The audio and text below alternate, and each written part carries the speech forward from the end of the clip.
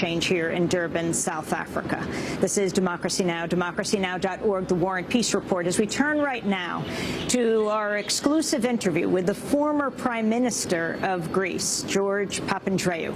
He was here at the UN conference just about an hour ago, and I talked to him about the Occupy Wall Street movement, why he's at the climate change conference, and the fact that he's here not as Prime Minister of Greece, but representing Socialist International, or SI. My name is George Papandreou. Can you talk about the status of democracy now in Greece, the cradle of democracy? Well, I believe that we have a democratic challenge around the world right now because we have a globalizing economy, but our institutions are national. Our democratic institutions are national. And that means that there is a lot of power being concentrated in the global economy in the hands of a few. It could be in money, it could be in media, it could be in technology, which is not under any democratic oversight.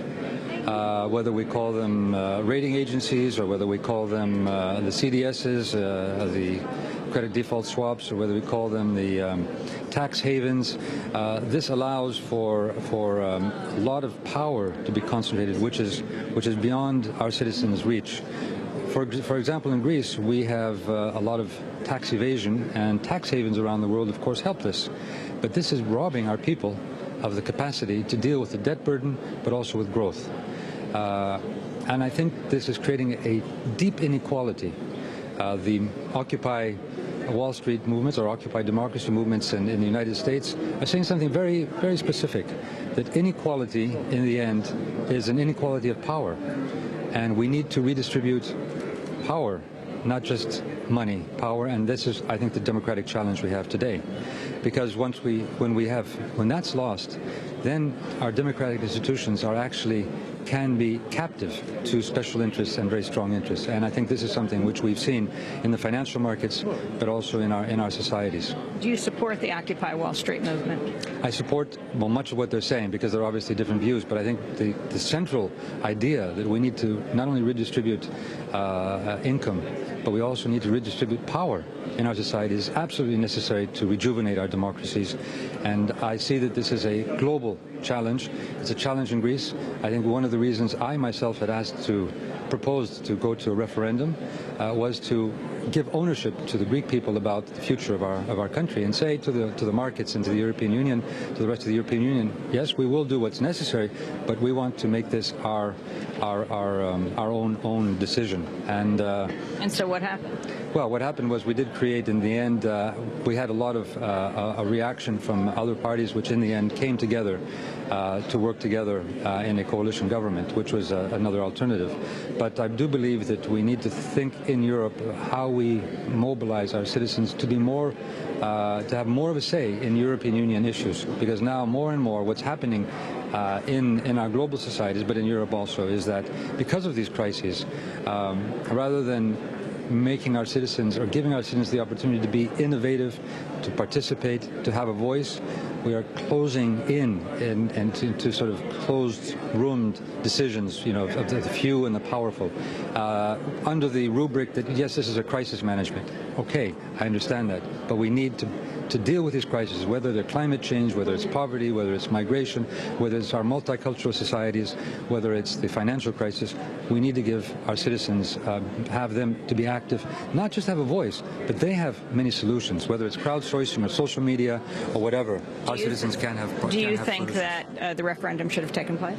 I think sooner or later in Greece we will be needing more participation of our citizens on where Europe is going, and my first choice would have been the referendum. Yes. Greece is now being run by an unelected technocrat. Well, that's not exactly so. In Greece, we have a parliamentary democracy. Therefore, the parliament will decides to give a confidence vote to whatever prime minister is appointed and decided upon. And what we did is we have a coalition now of 3 parties, and decided that in order to have this coalition, we needed to have somebody who was, if you like, above party politics, and that's why we have Lukas Papadimos. What role did Goldman Sachs play in what's happening in Greece today in the economic crisis? Well, obviously, a number of firms such as Goldman Sachs have played a crucial role in the financial crisis around the world. We are still in the process of investigating the role of Goldman Sachs in Greece. There has been a parliamentary committee set up, and we will have the results hopefully soon. How did Goldman Sachs benefit by giving additional credits to Greece? Yeah, these were practices that in the past were considered legitimate practices, not only for Greece but for many other countries. But in the end, these innovations were what brought down not only Lehman Brothers but the whole financial situation just a few years ago. Unluckily, to the detriment of the man or woman in the street, but we haven't really seen the banking system being revamped, and this, I think, is a key issue. We need real regulation around the world to deal with the issues such as naked CDSs, tax havens, transparency in the banking system, more democratic decision-making.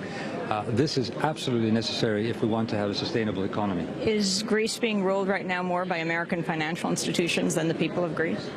I wouldn't say Greece is being ruled by American financial institutions. I would say that Greece is obviously dependent. Obviously, we have our share of responsibility as Greece too, particularly the previous government in borrowing more than we could pay back, and not investing it in areas which would be productive. I'd be very much in favor of borrowing and investing in green growth, for example, which would make us competitive, because I do believe Europe can become competitive vis-a-vis other countries, not through inequality, not simply through cutting wages and prices, but through investing in quality, investing in green growth and so on. So I think we are dependent right now on these loans and on very strict conditions, but we're working to go beyond this and make Greece a robust economy, a viable economy. We have great potential. Our people have great potential. They're suffering right now. We're all suffering, but we have great potential. Prime Minister Papandreou, what are your plans? Well, my plans, so right now I'm fighting for, as head of the SI and here in Durban, seeing that green growth is the solution even to our financial crisis, as long as we can get our heads together in the governments to work and invest in green growth, to bring back jobs, to bring back, to move our economies into a different type of model of growth, which is less consumer-oriented, but much more humane and much more and much healthier, if you like. But at the same time, making sure that our planet is sustainable. So this is major for me, and I'll be voicing this, not only this, but other issues around democracy and social justice in Europe and the world. Do you think the financial institutions have anything to do with sustainability?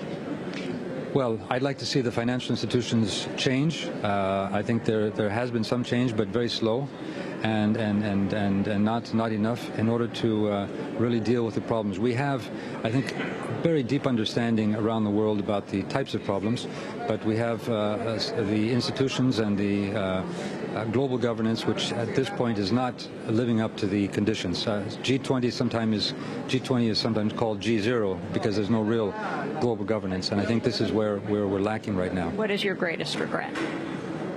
My regret? Well, I wouldn't say regret. I think when I took the office as Prime Minister 2 years ago, my goal and the mandate we had was to change Greece.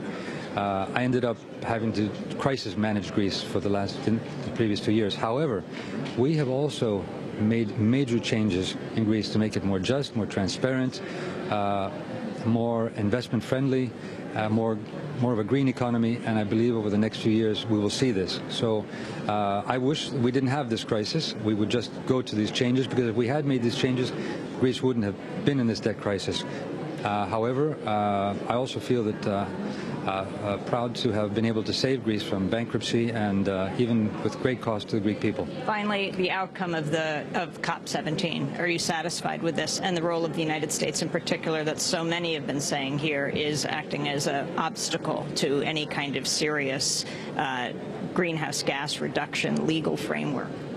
Well, I would hope, I've lived in the United States for years, I would hope that American people really realize that that the environmental problem is a true problem. It's not, there's 99% of the scientists around the world see more and more that we're moving into a huge danger zone. But it's also a security problem. It's a major security problem for the world. It's a major security problem for the United States. It's a major security problem when the United States is dependent on energy. I mean, just look at look at what's happened in the Middle East and in Iraq and so on. We need to free ourselves from these dependencies, and I think this would be very much in the interest of the people of the United States. I'm unhappy looking and seeing how ideologically polarized it is in the United States around the environmental issue, when in so many other countries, we've gone beyond that, and we think that this is where the challenge is, the world challenge is, and the United States could have taken the lead. And I would have wished to see the United States take the lead, but obviously the internal politics there hasn't let that happen. Do you agree it is a chief obstacle or not? Yes, it could have taken the lead. Thank you. Former Greek Prime Minister George Papandreou, now president of the Socialist International, or SI. And that does it for our broadcast. You can go to our website at democracynow.org to see our full coverage of the week that we have been in Durban, South Africa, covering the COP17, the UN climate change talks. You can also go there to see our full coverage of Copenhagen when we were in covering the COP15 and the COP16 as well in Cancun. Also the People's Summit on climate and Mother Earth in Bolivia. That's all at democracynow.org. Democracy Now! Is produced by Mike Burke, Renee Feltz, Aaron Mate, Nermeen Sheikh, Steve Martinez, Sam Alcoff, Hani Massoud, Ravi Karen, Ryan Devereaux, Dina Guzder, Manal Khan, Mike DeFilippo, Miguel Noguera, engineers. Special thanks to Becca Staley, Julie Crosby, Nick Gilla, Dennis Moynihan, John Hamilton, and our crew here in South Africa, Milko Faenza, Adele Young, Peter Voigt, Storm Mills, Phil Hasty, Steve Logg, Caroline West, Hugh Grand, Jessel Noor, Julius Kwesi, Jessica Lee, Vesta Godars. This is Democracy Now!, democracynow.org, the War and Peace Report. Keep letting friends know that Democracy Now! Is covering the climate change issue in this country and around the world. You can tweet us, you can go to Facebook, you can let your friends know that Democracy Now! Is people's radio and television. I'm Amy Goodman. Thanks so much for joining us.